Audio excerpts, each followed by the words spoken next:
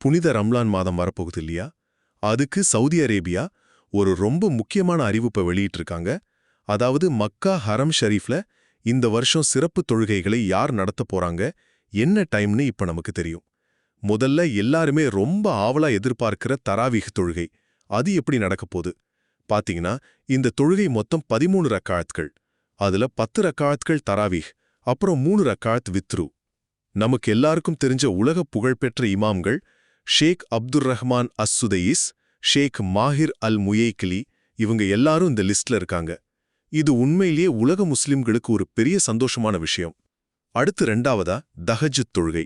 இது ரம்லானோட கடைசி 10 நாள்ல மட்டும் நடக்கக்கூடிய ரொம்பவே ஸ்பெஷலான ஒரு தொழுகை. இதுக்கான அறிவிப்பும் வந்திருக்கு. இந்த தொழுகை சரியா நள்ளிரவு 12:30 மணிக்கு ஆரம்பிக்கும். இதுலயும் தராவீஹ் மாதிரியே 10 ரக்காத்கள் தொழுகையும் 3 வித்ருவும் அடங்கும்.